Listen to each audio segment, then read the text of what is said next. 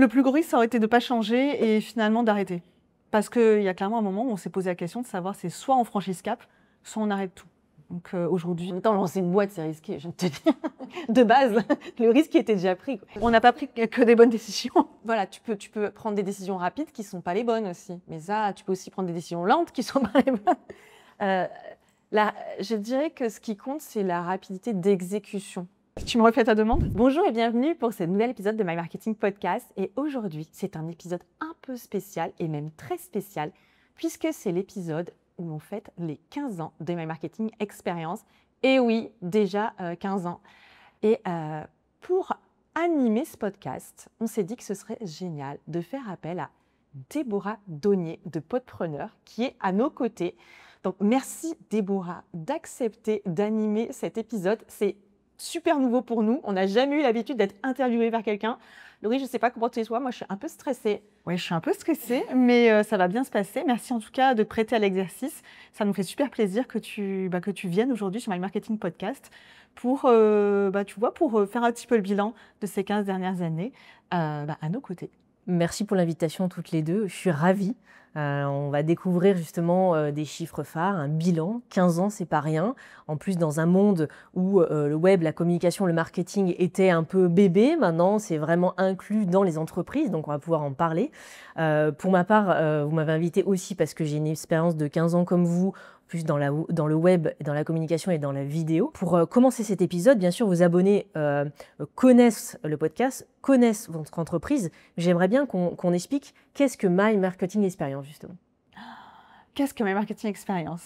My Marketing Experience, c'est une agence de conseil et de services en marketing pour les entreprises en B2B exclusivement. Pour reprendre, en fait, au début, il y a 15 ans, on s'adressait aux entreprises en B2B et en B2C. Et c'est vrai qu'il y a 5 ans, pour nos 10 ans, on a décidé de se positionner uniquement sur le B2B.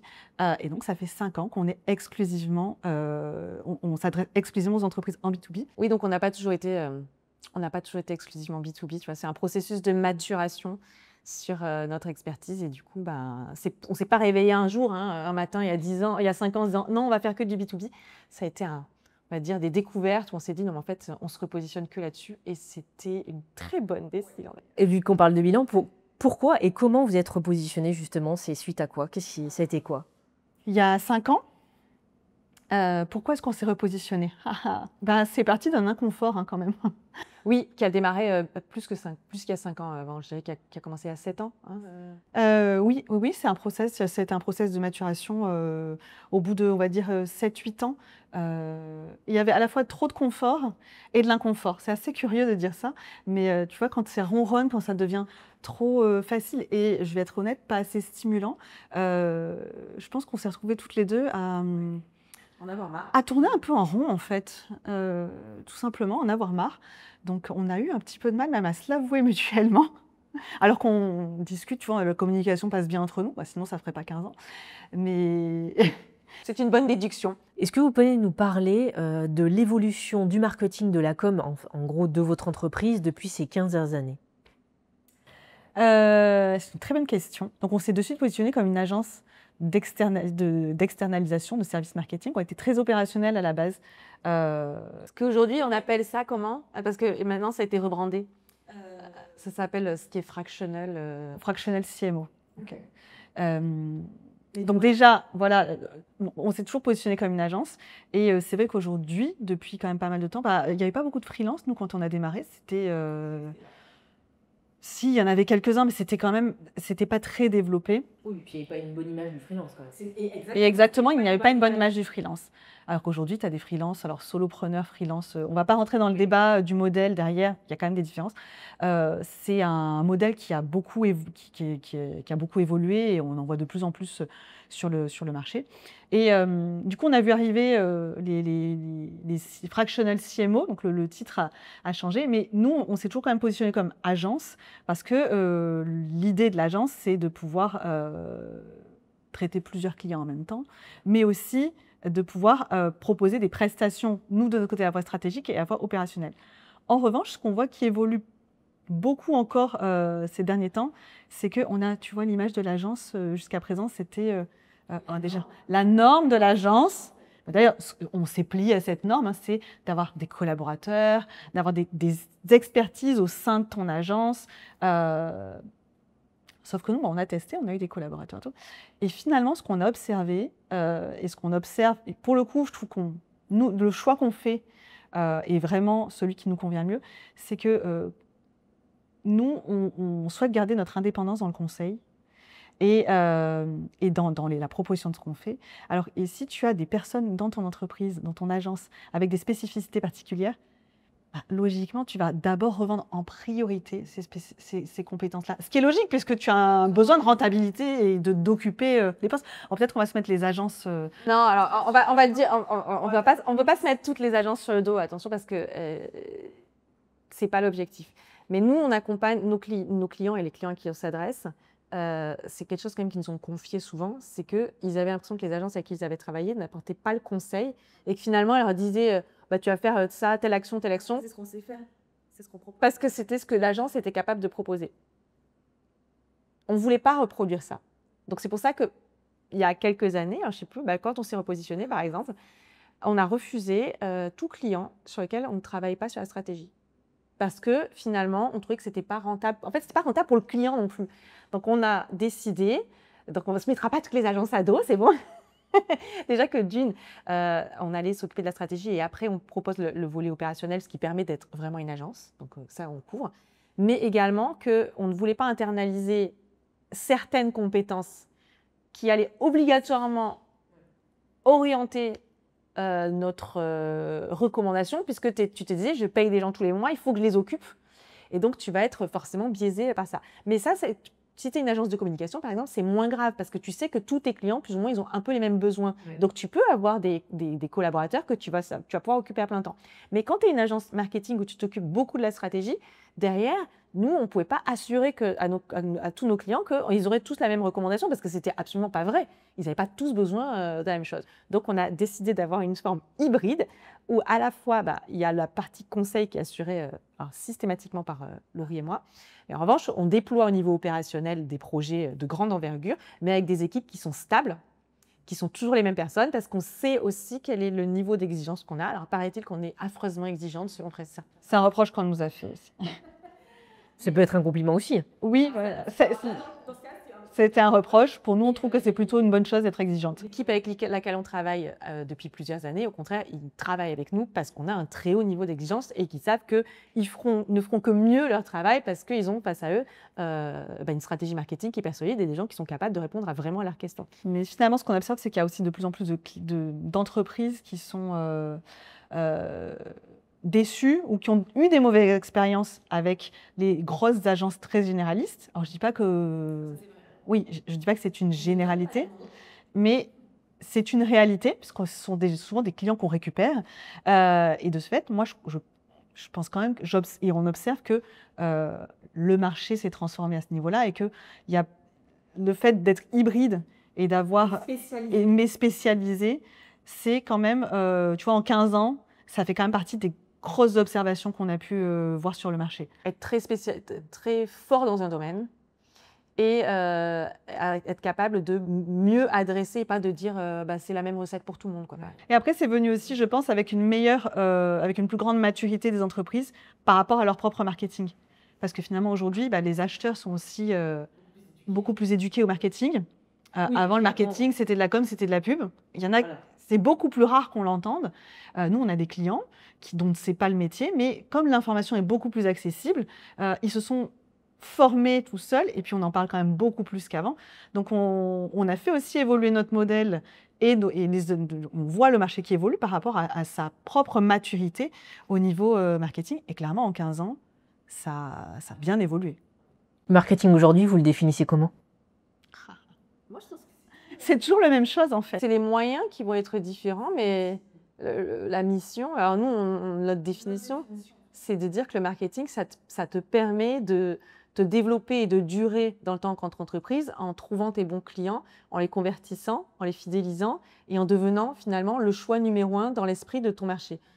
La préférence. Donc nous, on aime bien dire on ne développe pas que de la préférence, on développe aussi la décision d'achat, parce que si tu es juste préféré mais qu'on ne t'achète pas, c'est un peu dommage quand même. Et ça, à mon sens, ça reste la même chose. Mais c'est les moyens, par contre. C'est les leviers, les approches, les moyens qui ont évolué. Est-ce que finalement on dit que les entreprises ont fait un peu une sorte de thérapie dans notre entreprise quand on grandit, donc vous avez grandi aussi ensemble Ouais, ça c'est vrai. Ça c'est vrai qu'on a grandi. Alors on a grandi ensemble. Bah, depuis toujours, c'est vrai. On est nés le même jour, donc on a forcément grandi ensemble, ça c'est vrai. Et on a créé My Marketing Experience à une étape de notre vie, on va dire de jeune adulte quand même. Et forcément, 15 ans, ta vie perso, elle évolue et le marché évolue et ton entreprise évolue. Et ça a eu, on a grandi ensemble, je dirais quand même au même rythme, parce qu'on a eu à peu près les mêmes événements de vie. Tu vois, genre, tu crées ta boîte, c'était en même temps. Tu as des enfants, c'était à peu près en même temps, puisqu'on les a eus sur 5 ans. On a eu 4 enfants en 5 ans. De chacune. Oui, oui, de chacune. Mais ça, c'est vrai qu'on en a. plus l'entreprise qui fait un 5e enfant. Ouais. Et donc, forcément, bah, tu grandis sur ce terrain-là. Et c'est aussi comme ça que la phase où tu commences à tourner en rond, en avoir un peu marre, marre, c'est peut-être pas le bon mot, mais où tu te dis, est-ce que ça va durer? Est-ce que ça peut durer comme ça?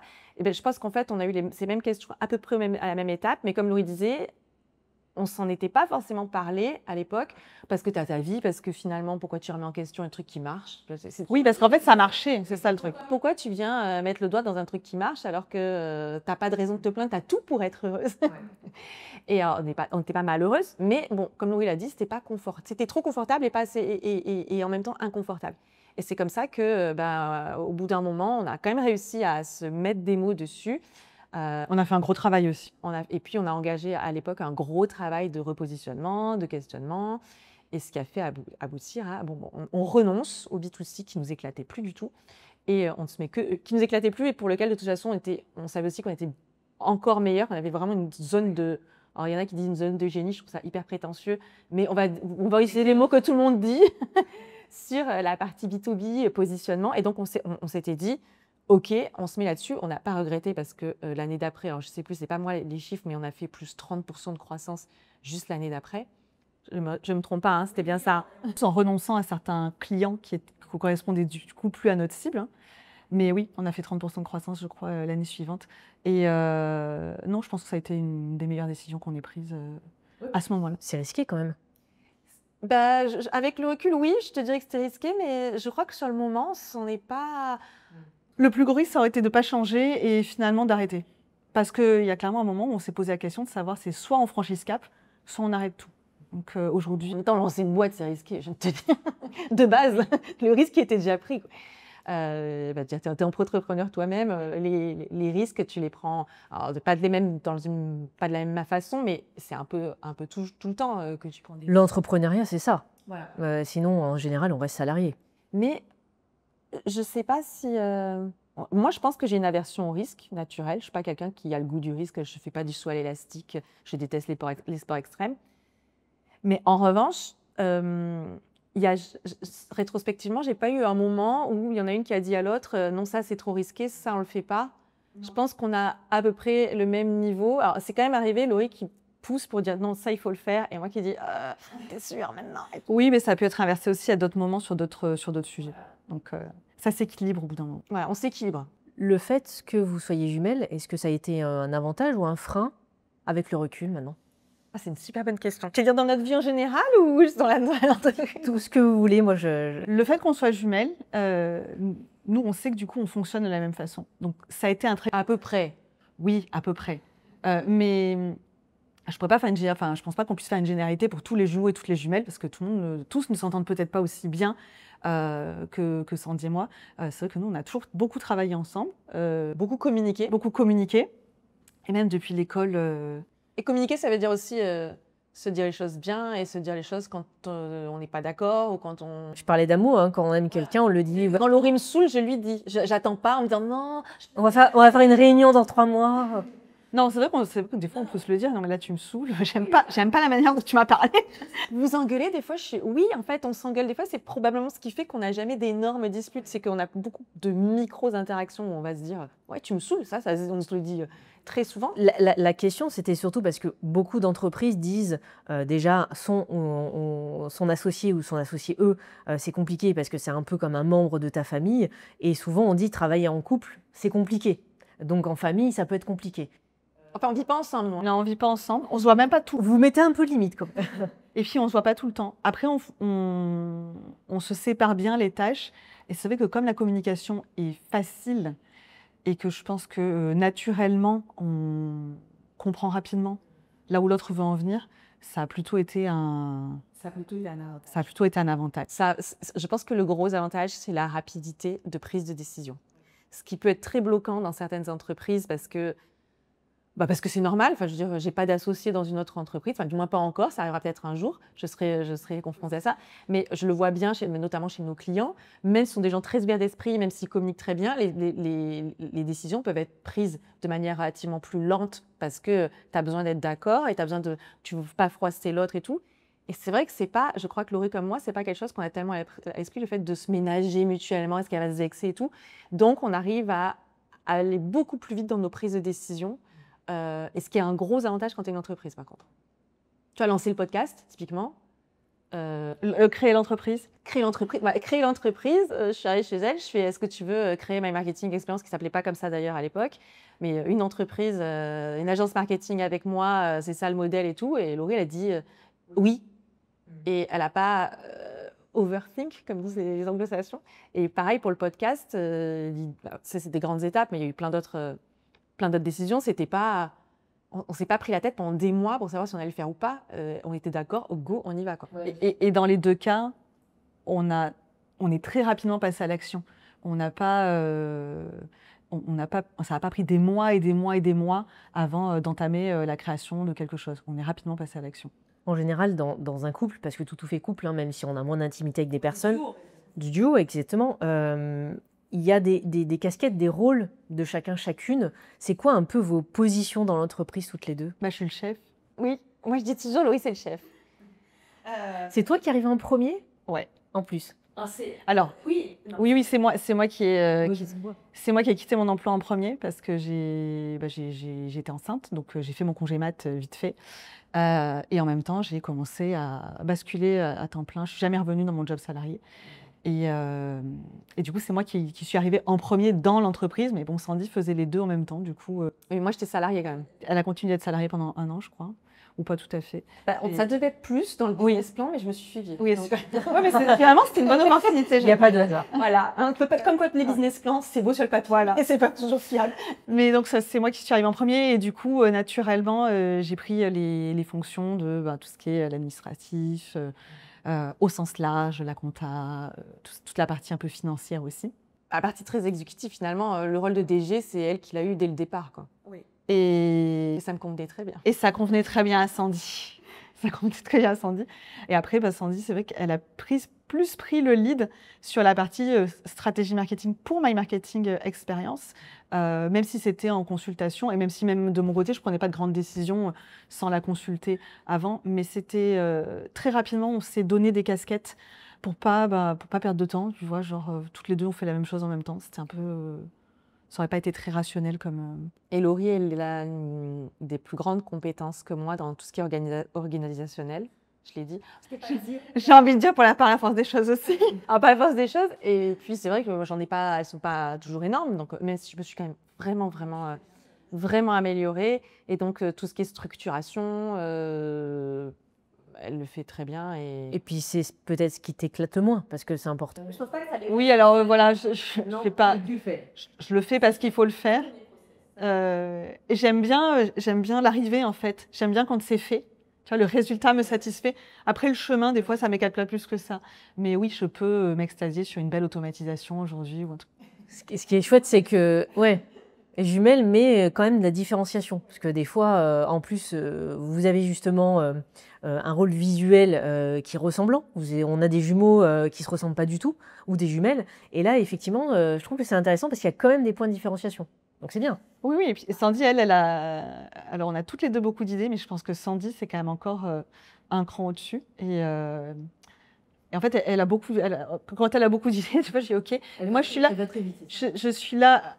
Je pense qu'heureusement qu'on va toutes les deux très vite, parce que sinon, ça n'aurait pas fonctionné en réalité. Hein. Si tu ne peux pas suivre... donc, je pense que ça pourrait être plus compliqué pour d'autres de nous suivre toutes les deux. Mais... je pense que j'ai un rôle plus structurant quand Sandy, elle va avoir une idée. je vais de suite la comprendre. Par contre, je vais essayer de la guider pour que ça donne quelque chose de plus concret. Je ne sais pas si je le dis très bien, mais d'arriver à ce que ça ne parte pas dans tous les sens. Voilà, de structurer un petit peu. Ouais, elle dit toujours que je jette des idées dessus. Voilà, j'ai dit que Sandy, elle jette les idées et que moi, je suis là pour ranger le bordel. Ah, c'est pas mal. J'aime bien l'image. Oui, bon après ça va, ça reste, mais je rejoins, on va toutes les deux relativement vite et c'est ça aussi qui fait que ça fonctionne, c'est que si tu avais quelqu'un qui était, pas du tout impliqué ou qui allait pas vite, ça fonctionnerait pas très bien. Est-ce que c'est une des recettes clés de l'entrepreneuriat pour réussir? Parce que 15 ans, on peut dire quand même qu'il y a une belle réussite. Il faut aller vite, il faut être réactif parce que le monde change ou c'est simplement votre dynamique à vous au sein de l'entreprise? Je pense qu'il y a une partie où c'est notre dynamique. Après, aller vite. Oui, tu peux aussi te planter. Hein. Voilà, le problème, c'est que des fois, On n'a pas pris que des bonnes décisions. voilà, tu peux prendre des décisions rapides qui sont pas les bonnes aussi. Mais ça, tu peux aussi prendre des décisions lentes qui sont pas les bonnes. Je dirais que ce qui compte, c'est la rapidité d'exécution. Ça, oui. Parce que tu as quand même alors pour prendre du jargon, ce qui n'est pas forcément ce que j'aime le plus, mais le time to market, c'est-à-dire le fait de sortir une idée à peu près au bon moment, ça compte. Tu vois, ça compte quand même vraiment. Et il vaut mieux probablement se planter et avoir essayé, parce que moi, tu vas collecter un peu de la donnée, ce qui nous est arrivé à maintes reprises, que ne pas avoir essayé et finalement, en fait, tu continues de sombrer, d'attendre. Nous, on le voit quand même autour de nous et chez nos clients. Ce qui fait le plus de mal, c'est le fait de ne pas agir, en fait. C'est de ne pas prendre de décision, de ne pas essayer et d'attendre que, je sais pas, que tu sois touché par la grâce, que quelque chose se passe. Ça ne fonctionne pas trop. Mais la réalité, c'est qu'il y a des phases sur 15 ans, évidemment, ce n'est pas une croissance éternelle de 15 ans, il y a eu plein de phases de stagnation, il y a eu des années où on a fait moins, il y a des années où on a fait comme ça, et puis après, ça fait un plateau. Enfin, voilà, ce n'est pas exponentiel sur 15 ans, mais parce que de toute façon, le marché n'est pas exponentiel, c'est normal. Et que tout ce qu'on a lancé n'a pas forcément fonctionné. Hein. Oh si, attends, nous... Non, mais c'est vrai que des fois, les gens ne comprennent pas que... voient que ça fait 15 ans et que genre tout n'a été que succès, non, il y a des choses. Il n'y a jamais eu de catastrophe majeure. Bon, peut-être oui. Vous pouvez vous exprimer, hein. Vous avez vécu la même chose? En fait, je crois qu'on l'a pas vécu de la même manière. Parce que je ne l'ai pas dit, mais du coup, je vais te faire un compliment, ce qui n'est pas forcément ce que je fais très souvent. Mais Laurie a plus de sang-froid que moi. Elle s'affole moins que moi. Moi, je m'affole tous les 4 matins. Sandy, parfois, c'est panique à bord. Hein. Moi, c'est panique à bord. Hein. On va tous mourir. Et en fait, pendant le Covid, quand on a vu que franchement, très rapidement, on perdait des clients, on rentrait plus de clients. Alors, on perdait des prestataires qui donnaient plus. Enfin, bref, c'était l'enfer sur Terre. Et bon, moi, j'étais en panique à bord. Ça y est, c'est fini. On met la clé sur la porte. C'est l'année prochaine. Je vais chercher un job. Voilà, c'était l'enfer. Et Laurie, en fait, elle est restée vraiment calme. Elle m'a regardée et fait oui. Alors, j'ai beaucoup intériorisé. Peut-être qu'elle picolait beaucoup et que du coup, ça l'a joué. Non, elle n'a pas bu. Enfin, peut-être l'apéro quand même. On mettra la petite phrase l'abus d'alcool est dangereux. Non, mais elle restait vraiment beaucoup plus calme que moi. Je m'en souviens. Elle me dit, mais Sandy, oui, effectivement, c'est pas une bonne période. Attention, elle n'était pas en train de sortir le champagne et les cotillons. Mais elle me dit, mais tu sais, on a déjà 10 ans derrière nous et on a fait ce qu'il faut. On a de la trésor. On a de la trésor pour tenir plus d'1 an. Donc déjà, là, moi, je commençais à aller mieux. Mais c'est l'avantage d'avoir le nez dans les chiffres, hein, d'ailleurs. La grosse différence, c'est que moi, j'ai le nez dans les chiffres. Et elle, non. Et en fait, quand tu n'as pas le nez dans les chiffres, tu paniques, puisque tu ne vois que ce qui se passe. Moi, j'étais le poulet sans tête. Hein. Voilà. Donc oui, ça a été un gros coup dur, mais malgré tout, il n'y a aucun moment où, perso, et j'ai réussi à le faire comprendre, je dis pour moi, l'entreprise n'est pas du tout en danger. On est capable d'affronter cette grosse tempête. C'est sûr qu'on a essuyé moins 40% de chiffre d'affaires cette année-là, après avoir bien décollé l'année d'avant. Enfin, on avait eu une belle croissance l'année d'avant. Tu te retrouves un peu les ailes coupées, ouais, les années d'avant. Tu te retrouves un peu les ailes coupées, et tu te dis, ça fait partie du parcours. C'est pas la meilleure partie. Mais moi, je sais ce que je vois et je sais qu'on va être capable de rectifier. D'ailleurs, l'année suivante, c'était reparti. Alors justement, vous avez mis quoi en place? Parce que des entreprises qui vont nous écouter, forcément, on va avoir des moments où ça peut être bas. On sait qu'il y a une période autour du web, de la com, du marketing de manière très globale, qui peut être compliquée avec l'arrivée de l'IA, avec les prestataires qui sont freelance et qui cassent les prix. S'il y a des personnes qui vous écoutent, qui veulent avoir des conseils sur une année qui a été un peu difficile, remonter la pente, c'est quoi? Ce serait quoi? Ce que vous avez mis en place, hein. Alors, je ne dis pas d'avoir Laurie avec ça parce qu'elle est à moi, c'est la mienne. Elle n'est pas à l'eau. Et je suis sûrement pas la meilleure financière du monde. Non, mais même pas financière. Alors, sur 15 ans, ce que moi je constate, parce que là on parle de l'IA, mais en fait il y a eu plein de, voilà, il y a eu plein de fois où c'était pas génial. Quand tu es dans une période de merde, tu as l'impression que tout va très mal. Mais très souvent, quand même, après, si tu prends des décisions, si tu attends que ça passe, il ne se passe rien. Mais au bout d'un moment, quand même, nous, ça a toujours été le cas, si tu prends des décisions, si tu stick to the plan, si tu t'en colles, si tu te tiens au plan et que tu dis c'est pas grave, je continue selon le plan, en corrigeant des choses, nous, ça a toujours fini par porter ses fruits. Par contre, pas en 2 semaines, hein, ça prend plusieurs mois. Mais nous, ça a toujours fonctionné. Et je dirais que ce qui a toujours aussi fonctionné, c'est que dans les périodes où ça allait moins, où on s'est fait accompagner, on a demandé de l'aide, toujours. Hein. On a demandé de l'aide et non, il y a aussi une chose, c'est qu'on s'est toujours posé la question de bien écouter notre marché. Et je me souviens que post-Covid, cette période-là, on avait identifié, des signaux faibles et on s'est adapté en captant ces signaux pour créer une nouvelle offre qui a permis de faire seulement moins 40%. Parce que je pense que si on n'avait pas écouté ça et qu'on n'avait pas lancé cette nouvelle offre sur la fin de l'année 2020, je pense qu'on aurait fait bien pire que moins 40%.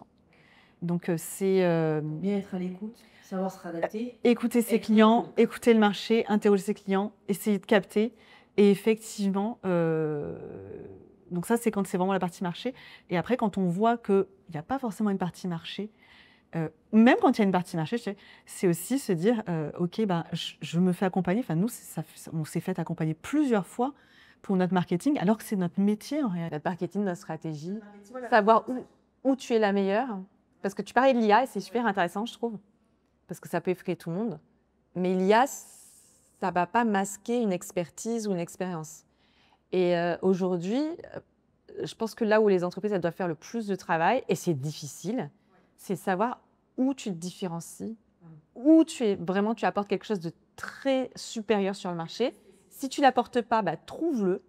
Mais ce n'est pas l'IA qui t'apporte quelque chose de supérieur au marché, parce que l'IA, tout le monde l'a. C'est quelque chose d'hyper disponible.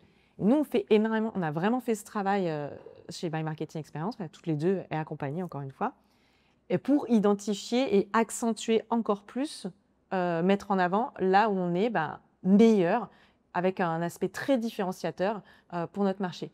Et so far, so good. Et c'est vrai que c'est le conseil qu'on donne nous-mêmes aux entreprises, qu'on accompagne et qu'on n'accompagne pas d'ailleurs, hein, parce que c'est un message qu'on répète quand même suffisamment souvent. C'est faites ce travail. Si la technologie, au sens large, elle est accessible à tous.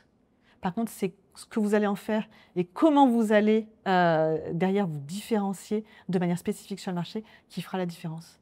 C'est vrai qu'on est vraiment dans cette ère de, j'aime bien le mot singularité, c'est différenciation. Il faut trouver, et ça me fait penser aussi à l'époque du web où on développait des sites à la main, les CMS type WordPress, Joomla, etc. sont arrivés.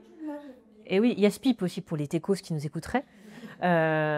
Et soi-disant, c'était une révolution, c'était dangereux, etc. Et j'ai l'impression, un peu comme toi Sandy, enfin toutes les deux, que finalement c'est des outils qu'on nous met à disposition, mais en fait il y a quand même un expert derrière qui va devoir réadapter et l'utiliser pour en trouver, faire une différenciation, quoi. C'est-à-dire que si tu cherches les réponses dans l'IA, tout le monde va les trouver, par exemple. Donc, Et puis tu en trouveras toujours une. Oui, tu en trouveras toujours une. Et puis elle est toujours d'accord avec toi. Toujours d'accord avec toi. C'est génial. Et moi, du coup, je mettrai en garde parce que toujours d'accord, c'est pas bon. Nous, on accompagne nos clients, justement, ils viennent chercher du pas toujours d'accord parce que sinon, ça fait pas tellement avancer le débat, tu t'élèves pas le niveau. Et donc, on est mieux que les IA là-dessus. Ça va. Justement, on n'est pas des IA, nous. On est des humaines. Votre rapport, votre image tout au long de ces 15 dernières années, comment il a évolué, vous, avec vous-même, vous, avec l'entreprise, toutes les deux face à l'entreprise, comment ça a grandi? Ça n'a pas été simple. Je pense que ça, c'est une question... Tu nous avais préparé cette question et quand tu l'as dit, on s'était... Oh putain, celle-là va être chaude. Je confirme devant tout le monde que celle-là, elle n'est pas évidente. Parce qu'elle est très juste et on veut y répondre. Parce que Parce que je pense que, un, c'est bien d'y répondre, et deux, ça peut aider d'autres personnes, d'autres dirigeants. Et puis votre posture est quand même importante. Voilà. Alors, au début de My Marketing Experience, déjà, les gens savaient qu'on était sœurs, mais on ne disait jamais qu'on était jumelles. On ne parlait même pas d'ailleurs qu'on était sœurs. On ne parlait même pas du fait qu'on était trop de la... Voilà, c'était un non-sujet pour nous. Alors, il y a une explication à ça, c'est que quand tu as demandé tout à l'heure, est-ce que c'est un avantage ou un inconvénient d'avoir une sœur jumelle, aujourd'hui, clairement, pour moi, je le mets dans la catégorie avantage. Mais quand tu grandis, à l'adolescence ou quand tu es jeune adulte, c'est pas forcément un avantage. C'est-à-dire que les gens trouvent ça hyper sympa et tu as un capital sympathique qui est là. Ça, je vais pas... Toujours aujourd'hui, hein, c'est un super icebreaker. C'est un super icebreaker. Tu as des remises dans les magasins, les gens te font des cadeaux. Enfin, on pourrait écrire un livre juste sur ce qui t'arrive dans ces situations-là.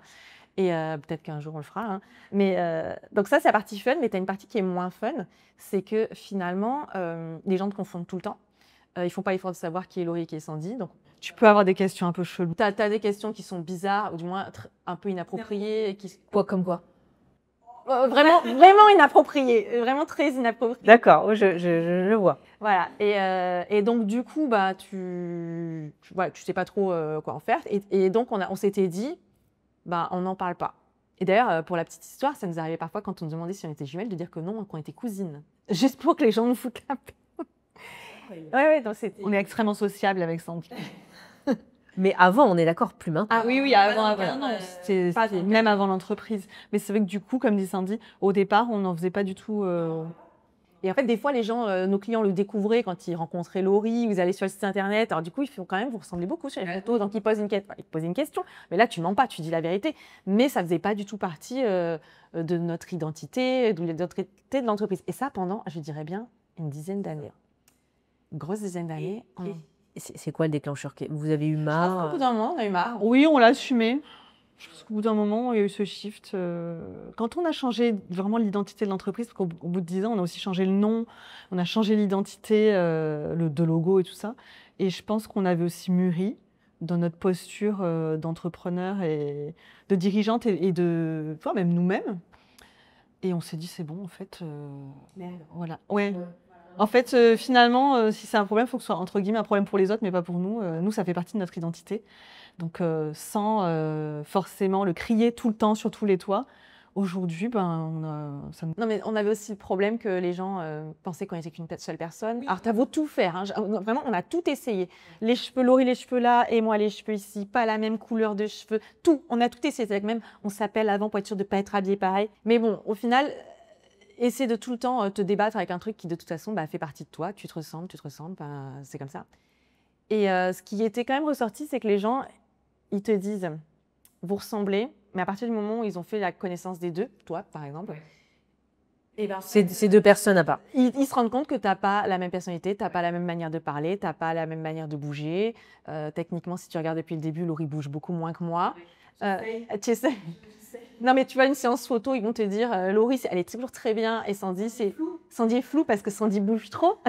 D'ailleurs, même notre mère, elle disait qu'elle savait très bien où était Sandy, où était Laurie dans son ventre parce qu'il y avait un côté qui bougeait plus que l'autre.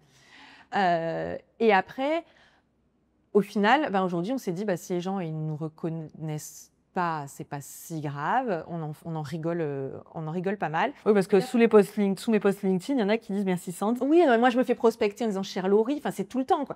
Mais par contre, ce qui nous a posé problème, c'est au niveau du podcast. C'est que j'ai démarré le podcast moi, et pendant une centaine d'épisodes, 98. Ah ouais? Ah, quand même.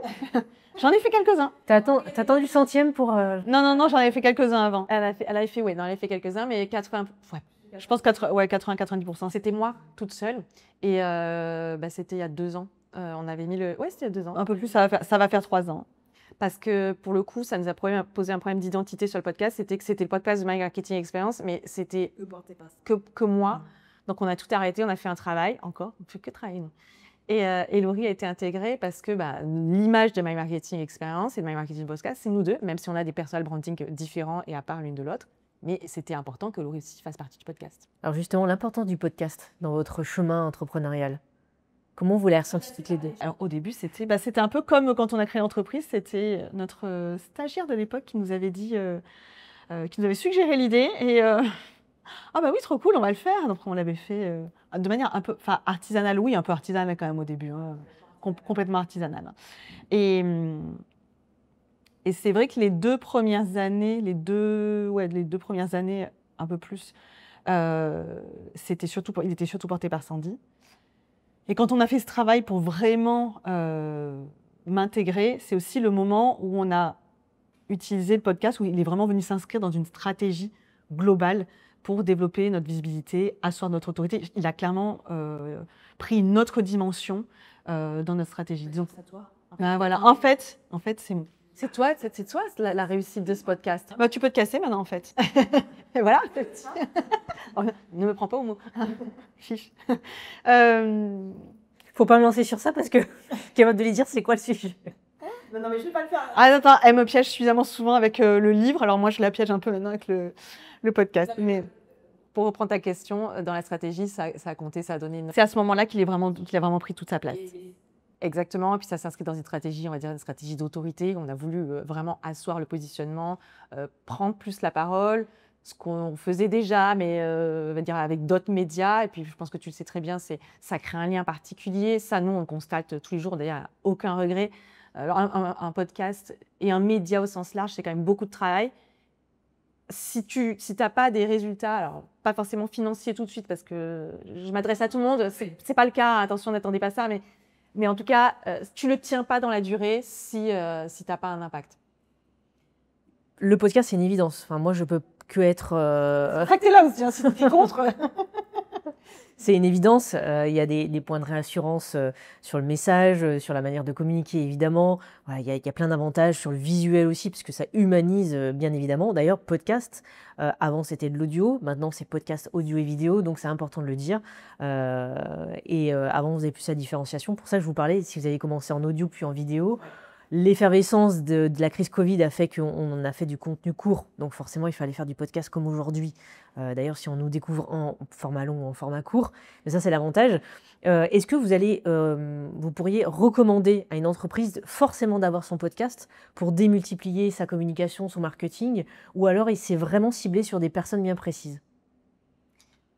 C'est pas prévu, hein, mais... Non, moi je pense que tu peux avoir un podcast sur tous les sujets. C'est pas tellement le problème du sujet. C'est est-ce que tu vas le traiter différemment des autres? Et surtout deux, quel est le temps, l'effort que tu vas y dédier? Parce que il faut quand même se rendre compte d'une chose. Je crois que la statistique, elle est effrayante, c'est qu'il n'y a que 3% des podcasts qui font plus de...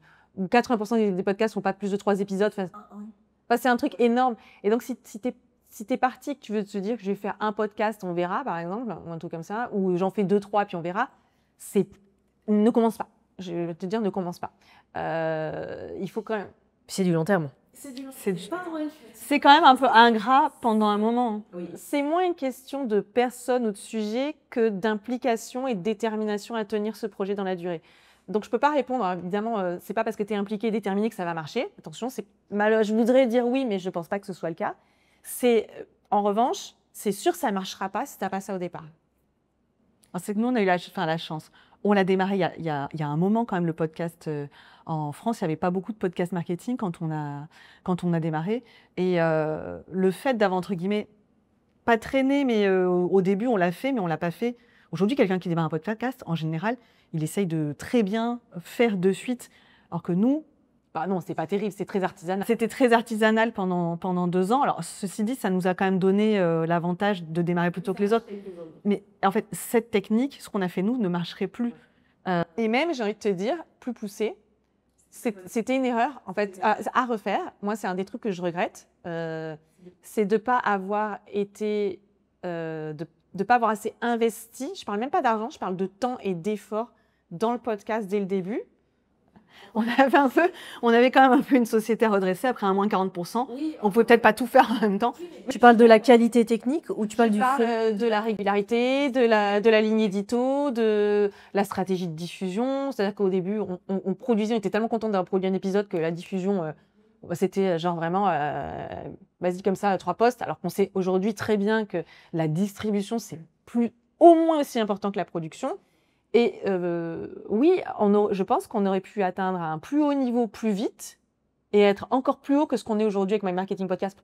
Voilà, il a quand même des bons résultats, on est content. Mais je pense que si on avait, pendant les 2 premières années, été beaucoup plus intense sur les points que je viens de citer, eh ben, on serait plus loin aujourd'hui encore.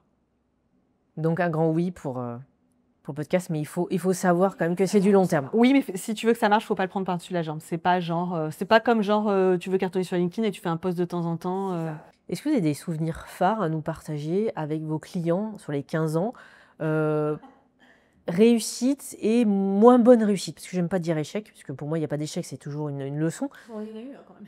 Bon, si c'est toi qui le dis, ça va. Mais vous pouvez en dire chacun une, ça peut être... Du coup, Je te laisse commencer. Donc des réussites. ouais. Qui t'a marqué? Il y a quand même des clients qui sont avec nous depuis très longtemps. Et pour moi, c'est quand même un... Ou qui sont restés très longtemps. Quand je dis très longtemps, c'est entre 8, 10, voilà, ou voire plus de 10 ans. Et avec de bons résultats. Enfin, ils ne sont pas restés parce qu'ils avaient envie de rester, ils sont restés parce qu'ils voilà, ils avaient envie de rester. Et nous, notre philosophie, c'est quand même de s'inscrire dans la durée. En termes de résultats, en termes de collaboration satisfaisante, c'est pas durer pour durer, évidemment. Et ça, pour moi, c'est quand même une grande fierté d'arriver aussi à garder à garder des clients longtemps et à prendre du plaisir à les garder longtemps. Tu vois, à construire des choses dans la durée. Donc ça. Et je dirais même ceux avec qui on collabore plus depuis longtemps. Ouais. Récemment, il y a une cliente qui était commenté le post de Laurie. Pourtant, ça fait déjà plusieurs années qu'on travaille plus ensemble. Et elle a laissé un commentaire pour dire que My Marketing Experience, c'était Laurie qui était en interaction directe, avait été une des meilleures décisions de la vie de son entreprise. Et ça, c'est pas arrivé qu'une fois, des clients qui disent ça, qui laissent des petits commentaires. Et en fait, ça, pour moi, c'est une grande réussite. Et après, dans les... L'impact quand même pour plusieurs entreprises. Dans les moins bons... après, c'est pas que c'est des moins bons, c'est que forcément, quand tu as des clients, tu en as, surtout que parfois, nous, on accompagne parfois des startups. Les startups, on sait qu'il y a un facteur risque élevé et que parfois, voilà. Je dirais que les échecs, c'est quand tu as des clients, que tu as fait un super travail avec eux, qui sont contents, mais qui passent pas à l'action, qu'ils n'exécutent pas, et du coup, ils foncent dans un mur et ils se plantent. Et qui reviennent te voir en disant j'aurais dû écouter, j'aurais dû faire ça. Je dis oui, c'est sûr, mais enfin maintenant, voilà, tu l'as pas fait. C'est pas un échec, mais oui, d'un certain côté, tu te dis pourquoi? Moi, des fois, je me dis mais pourquoi? Qu'est-ce que j'aurais pu faire de plus? Ça, je le disais au début, maintenant, je le fais plus parce que maturité, tu vois, tu dis je suis pas responsable de tout. Mais au début, c'est quelque chose que je vivais comme un échec. Ouais, ça t'impacte. C'est quelque chose que je vivais comme un échec. Et dernièrement, j'ai fait un post pour dire que un de nos clients qui on a collaboré pendant plus de 10 ans est parti. Et au début, ça ne m'a pas fait plaisir, attention, je n'ai pas sorti le champagne en disant super, mais que finalement, tu l'as très justement dit, ce n'est pas un échec. Je me suis dit, mais en fait, on a eu une collaboration de plus de 10 ans sur 15 ans d'entreprise, et il y a très peu d'agences marketing qui peuvent le dire. Très, très peu. Et ce n'est pas pour un manque de résultats, c'est que la boîte s'est fait racheter, donc c'est un truc qui arrive, c'est un cas d'école, hein, donc il n'y a rien de mal. Mais finalement, je dirais que c'est... Il faut voir le bon côté des choses. C'est un peu une leçon à tirer. Ouais. Et de ne pas prendre personnellement. Toi, ça, c'est un truc, je pense que si en 15 ans, une des leçons que j'ai apprises, c'est ne pas prendre personnellement. Ne pas prendre personnellement et ne pas se sentir responsable des émotions des autres. Voilà. Ça aussi. Au niveau de l'entreprise, est-ce qu'il y a une chose ou plusieurs choses que vous auriez aimé changer? Aujourd'hui, j'ai une baguette magique, vous pouvez la prendre. Associé. Quelle connasse. Non, mais et je travaille avec elle. Hein. Je l'ai choisie. J'ai dit l'amour et la haine sont... Oui, non, mais on aime bien se charrier quand même. Un truc qu'on voudrait changer? Un ou plusieurs, mais... Mais pas mon associé, pas. Non. Je disais tout à l'heure, intensifier, être plus sérieuse sur le podcast dès le départ. Et après, une chose que je regrette, que je ferai autrement. Je dirais que je ferai autrement. C'est de plus compter et développer le réseau physique. Parce que c'est vrai. Du coup, toi, tu as la même. Laurie, c'est pareil. Pourtant, je te trouve meilleure que moi, pour le coup, dans ce domaine. Du moins, moins mauvaise. Pas meilleure. On va peut-être pas pousser le curseur jusque-là. On n'est pas... C'est pas notre talent le plus naturel, même si on prend la parole et qu'on nous voit sur les podcasts et tout, mais c'est pas notre talent le plus naturel que de développer des relations, de faire du networking, par exemple, tu vois, de développer notre réseau et tout ça. Et Après, c'est possiblement lié au fait que les premières années de l'entreprise, on a été aussi très occupés à développer notre entreprise et en même temps. J'adore pas. Voilà. Non, moi non plus, j'adore pas. Mais j'essaie de me trouver des excuses, tu vois. C'est quoi que tu n'aimes pas dans les réseaux physiques? C'est le small talk, le chit-chat, là, le truc, la météo, la pluie, le beau temps. En fait, ce niveau de conversation ne m'intéresse pas des masses. Et moi, j'excelle pas du tout dedans en plus. Voilà, alors, je me dis que je le fais maintenant et même parfois j'y trouve un... Ouais, parce que des fois, tu as des gens qui répondent des trucs rigolos et tout. Après, voilà, Ça dépend du réseau aussi. et je pense que c'est... En fait, en réalité, ça a une fonction utile, le small talk, comme on dit. Vas-y, parle-en. Oh non, c'est bon. Mais ça a une fonction utile de créer du lien avec des gens que tu connais pas. Donc, c'est évident que ça a une fonction. Je dis juste que c'est pas là où je suis le plus à l'aise, ni Laurie. Donc, c'est pour ça que j'ai eu tendance à l'éviter. Mais je dis pas que c'est pas utile. D'ailleurs, j'admire les gens hyper sociaux ils sont dans des soirées de networking, ils repartent avec 12 cartes de visite, 3 déjeuners, tout ça. Et ben moi, et Laurie, je pense que c'est pareil. Comme on n'avait pas tellement de temps au début parce que en dehors du boulot, on avait aussi des enfants très très jeunes et qu'on avait envie quand même de les voir un minimum. Donc on a écarté cette partie dans notre stratégie. Derrière laquelle on courait déjà pas naturellement. Voilà, mais c'était une erreur. Mais clairement, c'est une erreur. Parce que ton réseau physique et les gens que tu rencontres vraiment, c'est un capital pour ton entreprise. Et nous, on n'a pas pu utiliser ce capital. Donc, évidemment, au bout de 15 ans, quand même si tu es un peu handicapé de là-dessus, tu te construis. Oui, tu fais un peu violence et... Voilà. Mais honnêtement, je pense qu'aujourd'hui, on pourrait avoir un réseau beaucoup plus grand encore. Et encore, je trouve qu'on a fait un beau travail ces dernières années. Voilà. Envoyez-nous un peu des fleurs. Ces dernières années, quand même, on a un peu rattrapé le coup en se fouettant pour le faire. Après, ça dépend aussi de parce que Sandy parle de soirées, networking, d'événements et tout ça. C'est spécifiquement sur les grands événements, tu vois. Pour moi, c'est dur. Je me souviens, au début, je me faisais violence pour y aller. Je faisais semblant de téléphoner ou d'envoyer des SMS en regardant mes pieds, tellement j'étais pas à l'aise dans ces trucs-là. Je pense que je suis plus à l'aise, moi, pour aller développer mon réseau sur les événements qui sont peut-être un petit peu plus petits. Dans des communautés bien spécifiques. Dans ce cas-là, ça passe mieux et c'est beaucoup plus sélectif. Et après, je pense que ce qui était très violent au début l'est un peu moins aujourd'hui du fait qu'on est plus connu. Oui. Donc finalement, quand on arrive quelque part, sans vouloir... moi, je te jure, quand on va sur des événements, en général, il y a toujours au moins quelques personnes qui nous connaissent et nous, on connaît quelques personnes aussi. Donc, c'est plus confortable que d'arriver sur un événement où tu connais personne et où personne te connaît. Si socialement, vous n'êtes pas des superstars, pensez à développer votre image personnelle. C'est un icebreaker de fou. Ah non, mais c'est super intéressant que vous parliez du réseau physique parce qu'on refait le lien. En tout cas, aujourd'hui, en 2025, si on nous écoute dans 10 ans, peut-être qu'il y a des choses qui vont bouger. Mais à l'ère du digital où tout se fait, on croit que tout est magique avec les pubs, les posts, les contenus qui fleurissent. Et on oublie souvent ça. Et je me rappelle parce que mon père était entrepreneur il y a de fort longues années, plus de 50 ans. Et il me disait, mais en fait, nous, on allait dans des cocktails, dans des réseaux d'entreprises. Et en fait, c'est là qu'on trouvait les clients. Et dernièrement, il m'a fait la remarque, il me dit, mais c'est pas mort. Je trouve que en plus, avec la crise sanitaire qu'on a eue, on a encore plus besoin de voir les gens. C'est fou, hein. Mais c'est complémentaire. Clairement, c'est complémentaire. Quand les gens ils t'ont entendu sur un podcast, qui t'ont vu en vidéo, qui te suivent par exemple sur des réseaux sociaux comme tu en parlais, ils ont quand même déjà plus l'impression de te connaître et de te découvrir. Et donc le jour où tu collabores, où tu te rencontres simplement dans un événement, tu te parles plus directement, quoi. On parlait de changer les choses grâce à une baguette magique. Si grâce à toujours cette baguette, vous pouvez réaliser un souhait pour les années à venir, ça serait quoi? Et où ta baguette? Alors, est-ce que c'est le CA? Est-ce que c'est intégrer un collaborateur ou collaboratrice? Est-ce que c'est augmenter les visibilités? Ça, c'est bon, on a testé plein de choses.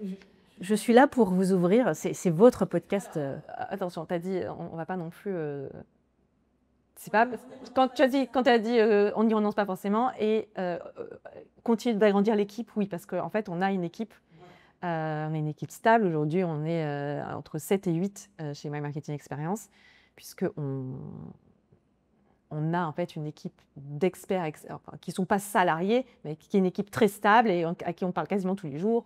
Donc c'est ça, oui, continuer de développer l'équipe, oui, mais la baguette magique, ça j'ai confiance en nous, je sais que ça va continuer. Mais la baguette magique, je pense que je l'utiliserai pour continuer d'arriver à entendre les signaux du marché et continuer à nous adapter en permanence. Parce qu'aujourd'hui, honnêtement, c'est ça le plus difficile, je trouve. C'est ça qui est le plus compliqué parce que tout change très vite. Et que cette baguette magique, en fait, elle nous fasse des super oreilles pour continuer à capter. Mais gardez-les avec cette forme, par contre, parce que j'aime bien mes oreilles. Mais pour continuer à bien entendre ce que le marché nous dit.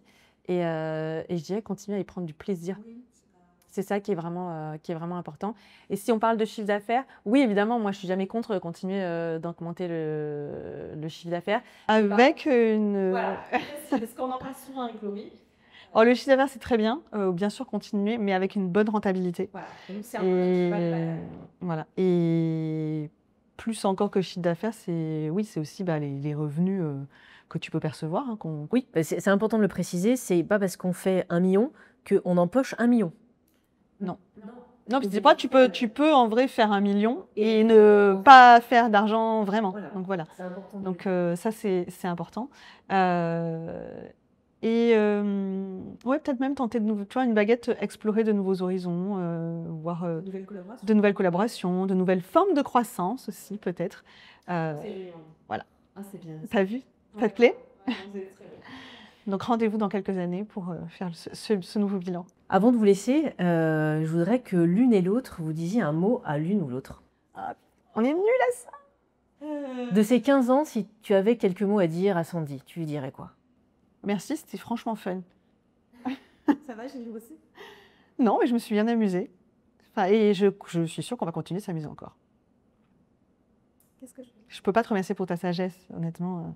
Ça serait pas crédible. Oui, on est d'accord. Non, ne mens pas, ce serait quand même dommage. Moi, j'ai envie de te dire, est-ce que si je me remets là, bon, il n'y a pas de paillasson, mais c'était... Tu me refais ta demande? Si je te refais ma demande en disant, est-ce que tu repars pour 15 ans, tu dis quoi? Ah, mais grave. Ah, ben voilà, tu vois, ça va, elle a dit oui. Non, parce que je lui ai fait ma demande sur un paillasson. Oui, je me souviens dans notre podcast, hein. Tu m'avais raconté. Donc, c'est bon, tu dis oui? Oui, je dis oui, je t'ai déjà dit oui. Ne me fais pas regretter. Et même sur d'autres projets? Ouais, ça dépend lesquels. Mais... T'as dit oui. Qu'est-ce que vous voudriez dire à vos abonnés pour conclure l'épisode, ce qui vous suivent depuis quelques temps, 5 ans? Eh ben merci. Alors pour le coup, moi j'ai envie de dire merci parce qu'il y en a qui nous suivent vraiment, vraiment depuis le tout début et on reçoit toutes les deux des messages qui disent je vous suis depuis le début, j'adore et tout. Donc ça, déjà, merci beaucoup. Je voudrais aussi vous demander de laisser des commentaires pour remercier Déborah d'avoir été ici présente et d'avoir assuré un rôle que peu de gens finalement ont assuré jusqu'ici. Je suis un peu maso, j'adore ça. Très très peu d'interviews de podcasts à deux et on a voulu le faire parce qu'on nous le demande souvent d'avoir des interviews. Ah, il y a eu des moments magiques, hein, clairement, j'adore. Et on n'a pas mis trop la pagaille, genre. On n'a pas mis la pagaille, ça va, on est plus sage sur notre podcast que sur ceux des autres. Et donc voilà, de remercier. Et s'il y a des questions auxquelles on n'a pas répondu, vous pouvez toujours les laisser en commentaire. Et si on trouve que la question, on est à l'aise d'y répondre, je ne promets pas de répondre à toutes les questions, parce que si je ne suis pas à l'aise, je me laisse le droit de ne pas y répondre. Mais n'hésitez pas à le laisser. En tout cas, ravie, merci pour votre confiance, parce que j'ai été ravie et c'est un rôle qui est un peu émotif, intime par moment, parce que quand on fait les bilans, des fois on se replonge dans les souvenirs, donc c'était un grand plaisir. C'est intime. Ah ouais, putain, je me souviens. C'est chouette parce que j'ai entendu en écho en fait les conversations, donc c'est assez bien. Merci beaucoup. Merci beaucoup. Merci à vous deux.